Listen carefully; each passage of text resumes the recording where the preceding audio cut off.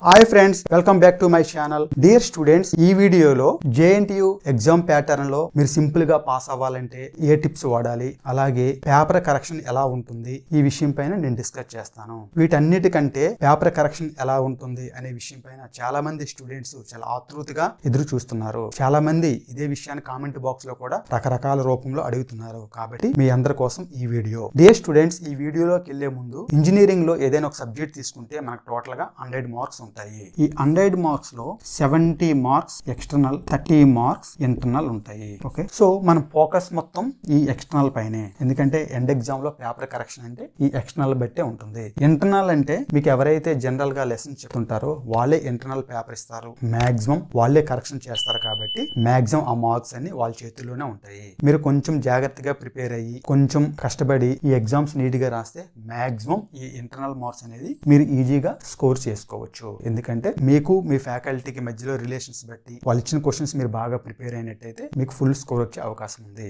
Next వచ్చేసి ఈ external marks గురించే మనం ఇప్పుడు డిస్కస్ చేద్దాం. ఈ ఎక్స్టర్నల్ పేపర్ అనేది బయట వాళ్ళే ఇస్తారు. అది యూనివర్సిటీ కావచ్చు, అది అటానమస్ కాలేజ్ అయితే వేరే వేరే యూనివర్సిటీ నుంచి తెప్పించుకునే అవకాశం ఉంది. ఏదేమైనా గానీ ఈ ఎక్స్టర్నల్ పేపర్ అనేది మన చేతుల్లో ఏమీ ఉండదు, అవుట్ సైడ్ నుంచే వస్తుంది. అలాగే ఈ పేపర్ కరెక్షన్ కూడా బయట వాళ్ళే కరెక్షన్ చేస్తారు. అది ఎవరు చేస్తారని కూడా మనకైతే తెలియదు. ఏది ఏమైనా గానీ ఈ 70 మార్క్స్ విషయంలో మీరు కాస్త కష్టపడాల్సి ఉంటుంది. అయితే మనం ఇదివరకు చెప్పుకున్నట్టు మీరు ఏదైనా సబ్జెక్ట్ లో పాస్ అవ్వాలంటే మినిమం పాస్ మార్క్స్ వచ్చేసి 40 మార్క్స్ రావాలి.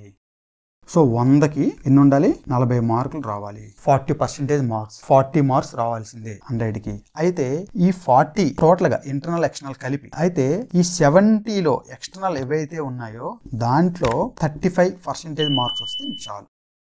అంటే 70కి 35% అంటే దగ్గర సుమారుగా 25 మార్కులు రావాలి. ఓకే, సో పాస్ అవ్వాలంటే ఎన్ని కావాలి? 40 కావాలి. ఇక్కడ ఆల్రెడీ 25 వచ్చేసాయి. ఇంకెన్ని లెస్ ఉన్నాయి? 15 మార్క్స్. సో ఈ 15 మార్క్స్ అనేది ఇంటర్నల్ లో మనం తెచ్చుకోవాలి. 30 మార్క్స్ ఉన్నాయి కదా ఇంటర్నల్, అందులో 15 మార్క్స్, టోటల్ గా 40 మార్క్స్ వస్తాయి, మీరు పాస్ అయిపోతారు. అయితే ఈ పేపర్ కరెక్షన్ గురించి మనం డిస్కస్ చేద్దాం అనుకున్నాం కదా. ఈ పేపర్ కరెక్షన్ చూడండి ఒకసారి. 25 మార్కులు రావాలి 70కి. ఎగ్జామ్ ఎవాల్యుయేషన్ కూడా ఎలా ఉంటుందో నా లాస్ట్ వీడియోస్ లో పేపర్ ఎన్ని మార్క్స్ ఇస్తారు, ఎలాంటి క్వశ్చన్స్ ఇస్తారు, దాని ప్యాటర్న్ ఏంటి, వీటిపైన కూడా నా ఛానల్లో వీడియోస్ ఉన్నాయి. కావాల్సిన వారు ప్లేలిస్ట్ లో ఉంటాయి, చూడండి ఒకసారి, మీకు చాలా ఇన్ఫర్మేషన్ తెలుస్తుంది. అయితే ఆ క్వశ్చన్స్ ప్యాటర్న్ ఇవన్నీ పక్కన పెడితే పేపర్ ఎవరైతే కరెక్షన్ చేస్తుంటారో వాళ్ళు కరెక్షన్ చేసినప్పుడు మీకు ఒక 20 మార్క్స్ వచ్చాయి అనుకుందాం. యాక్చువల్ గా మీకు 20 వస్తే 20 ప్లస్ ఇంటర్నల్ లో మీకు ఎన్ని వచ్చినా గానీ యాడ్ చేసినా మీకు 40 దాటినా మీరు ఫెయిల్ అయినట్టే. సపోజ్ ఎక్స్టర్నల్ లో మీకు 20 మార్క్స్ వచ్చాయి, ఇంటర్నల్ లో 30కి 30 వచ్చాయి. సో టోటల్ గా 50 ఇలా వచ్చినంత మాత్రం మీరు పాస్ అవ్వరు. 40 కదా రావాలి, నాకు 50 వచ్చాయి కదా, పాస్ అవ్వరు. ఎందుకంటే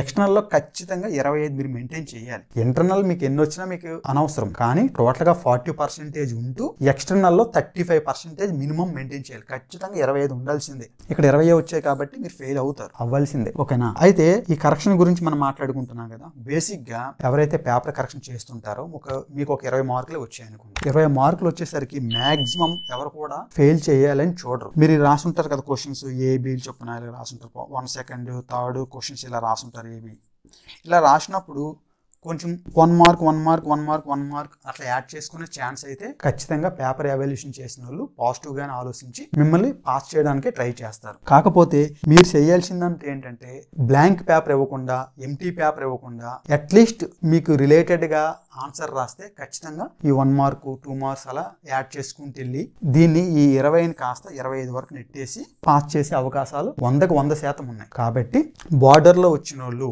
ఎంటీ పేపర్లు కాకుండా ఎన్నైతే క్వశ్చన్స్ మ్యాండేట్ గా రాయాలో అన్ని క్వశ్చన్స్ అటెంప్ట్ చేయడానికి ట్రై చేయండి. అటెంప్ట్ చేస్తే కనీసం అక్కడక్కడైనా 1 మార్క్ వేసి బార్డర్ లో ఉన్న వాళ్ళని పాస్ చేయడానికి అయితే ట్రై చేస్తారు. సో బార్డర్ లో వచ్చిన వాళ్ళు ఖచ్చితంగా పాస్ అయ్యే అవకాశాలు అయితే ఎక్కువ ఉంటాయి. ఎవరో ఫెయిల్ చేయడానికి ట్రై చేయరు, మాక్సిమం పాస్ చేయడానికే ట్రై చేస్తారు. ఎక్కువ మార్కులు తెచ్చుకున్న వాళ్ళు ఎట్లాగో స్కోర్ ఎక్కువ వస్తుంది, వాళ్ళ గురించి మనకు వర్రీ లేదు. వీళ్ళే ఈ బార్డర్ లో అట్లీస్ట్ 19 వచ్చినా 19 to 24 మధ్యలో ఎవరికి వచ్చినా మాక్సిమం వీళ్ళకి 25 వరకు లాగేసి వీళ్ళకి పాస్ చేస్తారు. ఓకేనా? కాకపోతే మీరు అసలు మార్క్స్ వేయడానికి ఒక అవకాశం మీరే కల్పించాలి. ఏదో ఒకటి రిలేటెడ్ గా రాయాలి. రాస్తే వాళ్ళు ఖచ్చితంగా మినిమం మార్క్స్ అక్కడ 1 మార్క్స్ వేసుకున్నా మొత్తం ఒక 4-5 మార్కులు యాడ్ చేసి మిమ్మల్ని పాస్ చేసే అవకాశం ఉంది. ఇది అందరూ గమనించుకోండి. ఈ రకంగా చిన్న చిన్న టిప్స్ మీరు పాటించుకుంటే ఖచ్చితంగా బీటెక్ అందరూ ఫస్ట్ అటెంప్ట్ లోనే పాస్ అయ్యే అవకాశాలు చాలా ఎక్కువగా ఉంటాయి. డియర్ స్టూడెంట్స్, ఇలాంటి ఇన్ఫర్మేటివ్ వీడియోస్ కోసం వెంటనే నా ఛానల్ ని సబ్స్క్రైబ్ చేసుకొని ప్లేలిస్ట్ లో మీకు కావాల్సిన వీడియోస్ చూడండి.